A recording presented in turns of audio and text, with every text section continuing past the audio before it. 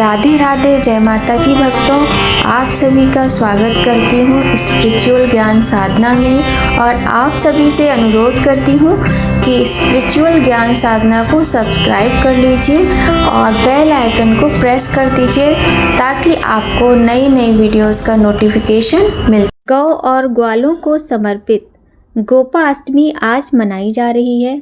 हमारे हिंदू धर्म तथा शास्त्रों में गाय को सभी प्राणियों की माता कहा जाता है। ऐसी मान्यता है कि गाय की देह में समस्त देवी देवता वास करते हैं।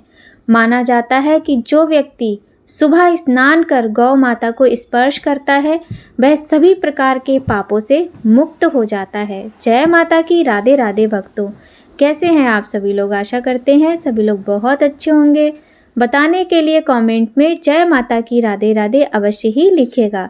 तो भक्तों, सबसे पहले आप सभी को कार्तिक मास के शुक्ल पक्ष की अष्टमी तिथि पर मनाए जाने वाले भगवान श्री कृष्ण के पावन पर्व गोपाष्टमी की हार्दिक शुभकामनाएं।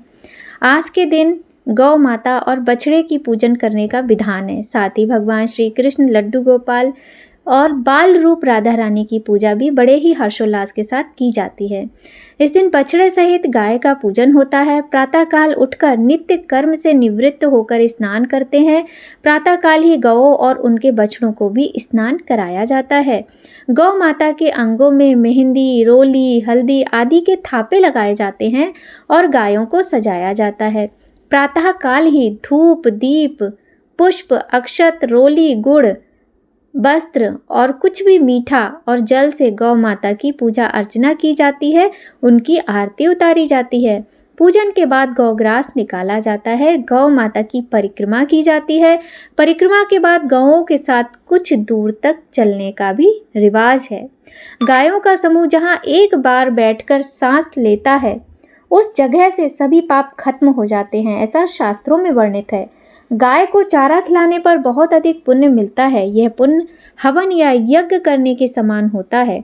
जिस घर में सभी सदस्यों के भोजन करने से पहले गाय के लिए खाना निकाला जाता है उस परिवार में कभी भी अन्न धन की कमी नहीं होती है। आप आज भी जाकर ग्रामीण क्षेत्रों में देख सकते हैं कि प्रत्येक घर में गाय होती हैं और नहीं भी होती तो भी सबसे पहले उनके चूल्हे पर जो रोटी बनती है वो गाय माता के लिए निकाली जाती है। और वैसे ही गाँव के वो लोग कभी भी 2 समय की रोटी अन्न के लिए कभी भी परेशान नहीं रहते हैं। ऐसी कृपा है गौ माता की। तो आज की वीडियो में भक्तों हम आपको बहुत ही सुंदर कथा सुनाने वाले हैं गोपाष्टमी की। गोपाष्टमी के व्रत कथा में हम सभी जानकारियों को प्राप्त करते हैं, जैसे कि गोपाष्टमी का त्यौहार क्यों मनाया जाता है, गोपाष्टमी कब मनाई जाती है और गोपाष्टमी पर हमें किस प्रकार से, किस विधि से पूजन अर्चन करना चाहिए, किसका पूजन करना चाहिए, ये भी जानकारी हम आपको पहले की वीडियो में दे चुके हैं। तो चलिए देर न करते हुए बहुत ही सुंदर सी एक कथा प्रारंभ करते हैं। बोलिए गणेश जी भगवान की जय, गौरी शंकर भगवान की जय, लक्ष्मी नारायण भगवान की जय। बोलिए भगवान श्री कृष्ण राधा रानी की जय। जय गौ माता। प्राचीन काल में एक बार बाल गोपाल भगवान कृष्ण जब 6 वर्ष के थे तो माँ यशोदा से कहने लगे कि माँ, अब मैं बड़ा हो गया हूँ और मैं अब बछड़े चराने नहीं जाऊँगा, मैं गौ माता के साथ गौ चराने जाऊँगा। इस पर यशोदा माँ ने नंद बाबा से पर टालते हुए कहा कि अच्छा ठीक है, लेकिन एक बार बाबा से तो पूछ लो। इस पर भगवान श्री कृष्ण जाकर नंद बाबा से कहने लगे कि अब मैं बछड़े नहीं बल्कि गाय चराने जाया करूँगा बाबा। नंद बाबा ने उन्हें समझाने की बहुत कोशिश की। उन्होंने कहा कि अभी तुम छोटे हो, तुम छोटे छोटे बछड़ों को चराओ, गाय बड़ी हैं, जब तुम बड़े हो जाना तब तुम उन्हें चराना। लेकिन कन्हैया तो हट करने लगे और उन्होंने बाबा की एक ना सुनी। अब गोपाल के हट के आगे बाबा की एक बात चली ही नहीं। फिर नंद बाबा ने कृष्ण से कहा कि ठीक है, तो पहले जाकर पंडित जी को बुला लाओ ताकि उनसे गौचारण के लिए शुभ मुहूर्त का पता लगाया जा सके। यह सुनकर बाल गोपाल दौड़ते हुए पंडित जी के पास पहुँचे और एक सांस में उनसे कह डाला कि पंडित जी, आपको नंद बाबा ने गौचारण का मुहूर्त देखने के लिए बुलाया है। आप आज ही शुभ मुहूर्त बताना तो मैं आपको खूब सारा मक्खन दूंगा। पंडित जी नंद बाबा के पास पहुँचे और पंचांग देखकर उसे बार बार उलट पुलट करने लगे। नंद बाबा ने कहा, तो पंडित जी कौन सा मुहूर्त है गौचारण के लिए, बताइए तो। तब पंडित जी ने कहा कि गौचारण के लिए जो शुभ मुहूर्त है वह तो आज का ही है, इसके बाद तो 1 साल तक कोई मुहूर्त बन ही नहीं रहा है। नंद बाबा ने पंडित जी की बात पर विचार करते हुए बाल गोपाल को गौचारण की आज्ञा दे दी। अब बाल गोपाल बड़े ही प्रसन्न हो गए कि आज तो मैं गाय चराने जाऊंगा, आज से मैं बछड़े नहीं गाय चराऊंगा। तो तब यशोदा मैया बाल गोपाल को तैयार करने लगी। भाई कन्हैया जी की बात थी, साक्षात नारायण कान्हा के रूप में गाय चराने जाने वाले थे। तो मैया ने सोचा कि आज हम अपने कन्हैया को सुंदर तरीके से तैयार करते हैं, इनका साज श्रृंगार करते हैं। मैया उनको जूतियाँ पहनाने लगी। तब कन्हैया ने कहा, मैया ना तो मैं कोई गहने पहनूंगा और ना ही मैं ये राजसी वस्त्र पहनूंगा और ना ही मैं ये जूती पहनूंगा। तो मैया बोली, ये कौन सी हट है कान्हा, ये कैसी हट कर रहे हो तुम? तब कन्हैया बोले, मैया अगर मुझे तुम ऐसे तैयार कर रही हो तो गौ माता को भी पहले जूती पहनाओ, उसके बाद ही मैं ये सब पहन कर जाऊँगा।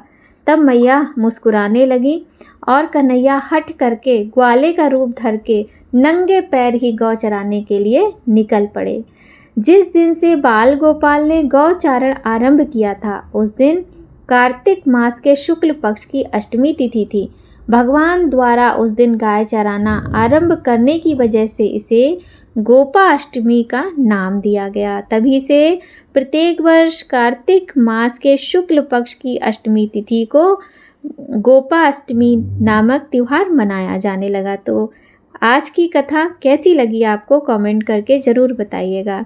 हमारे बाल गोपाल की लीलाएं बहुत ही अनोखी हैं, चाहे वो गौ चराने की हो, चाहे किसी राक्षस का वध करने की हो। उनकी लीलाएं बहुत ही सुंदर हैं, जिनको सुनने के बाद ऐसा लगता है कि साक्षात भगवान श्री कृष्ण के दर्शन हो गए।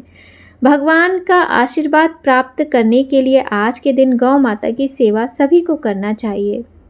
और इसी कथा से एक कथा जुड़ी है कि जो हमारी राधा रानी है, फिर तो उनका भी मन किया। कन्हैया ने कहा कि तुम तो भाई लड़की हो, तुमको तो कोई जाने ही नहीं देगा, और देखो राधे मैं तो जाऊंगा अब गाय चराने। छोटे छोटे से थे दोनों लोग।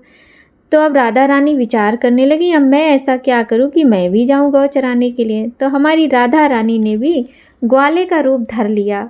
उन्होंने ग्वाले के वस्त्र पहन लिए और ग्वाले का रूप धर के राधा रानी भी आज के दिन हमारे भगवान श्री कृष्ण के साथ गौचारण के लिए गाय चराने गई थीं। बोलिए जय श्री राधे, जय श्री कृष्णा। गाय हमारी संस्कृति के प्राण हैं। ये गंगा, गायत्री, गीता, गोवर्धन और गोविंद की तरह पूज्य हैं। शास्त्रों में कहा गया है, मात्रा सर्वभूता नाम गावा, यानी गाय समस्त प्राणियों की माता हैं। इसी कारण आर्य संस्कृति में पनपे शैव, शाक्त, वैष्णव, गाणपत्य, जैन, बौद्ध, सिख आदि सभी धर्म संप्रदायों में उपासना एवं कर्मकांड की पद्धतियों में भिन्नता होने पर भी सब गौ माता के प्रति आदर का भाव रखते हैं। हम गाय को गौ माता कहकर संबोधित करते हैं। मान्यता है कि दिव्य गुणों की स्वामिनी गौ माता पृथ्वी पर साक्षात देवी के समान है। सनातन धर्म के ग्रंथों में कहा गया है, सर्वे देवा स्थिता देहे सर्वदेवमयी ही गौ, अर्थात गाय की देह में समस्त देवी देवताओं का वास होने से ये सर्वदेवमयी हैं। मान्यता है कि जो मनुष्य प्रातः स्नान करके गौ स्पर्श करता है पापों से मुक्त हो जाता है। संसार के सबसे प्राचीन ग्रंथ वेद हैं और वेदों में भी गाय की महत्ता एवं उनके अंग प्रत्यंग में दिव्य शक्तियां होने का वर्णन मिलता है। गाय के गोबर में लक्ष्मी, गोमूत्र में भवानी, चरणों के अग्रभाग में आकाशचारी देवता, रंभाने की आवाज में प्रजापति और थनों में समुद्र प्रतिष्ठित हैं। मान्यता है कि गौ के पैरों में लगी हुई मिट्टी का तिलक करने से तीर्थ स्थान का पुण्य मिलता है। सनातन धर्म में गौ को दूध देने वाला एक निरा पशु न मानकर सदा से ही देवताओं की प्रतिनिधि माना गया है। पद्म पुराण के अनुसार गाय के मुख में चारों वेदों का निवास है। उसके सींगों में भगवान शिव और विष्णु सदा विराजमान रहते हैं।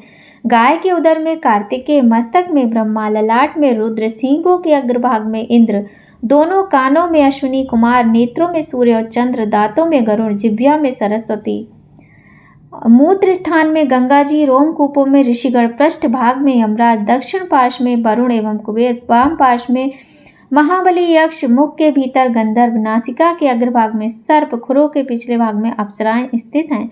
भविष्य पुराण, स्कंद पुराण, ब्रह्मांड पुराण, महाभारत में भी गौ माता के अंग प्रत्यंग में देवी देवताओं की स्थिति का विस्तृत वर्णन मिलता है। बोलिए गौ माता की जय।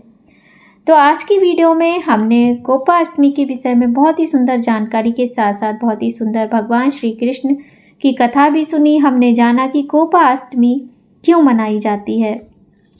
वीडियो आपको यदि थोड़ी भी अच्छी लगी हो तो वीडियो को लाइक करें और शेयर करें, और मिलते हैं आपसे ऐसी ही नई कहानी, नई जानकारी के साथ नया वीडियो में। तब तक सभी लोग खूब खुश रहिए, प्रसन्न रहिए, स्वस्थ रहिए। और आज कम से कम आपके घर में जो गाय माता की फ़ोटो हो या फिर गौ माता की कोई विग्रह हो आपके पूजा में, उनका पूजन अवश्य करें।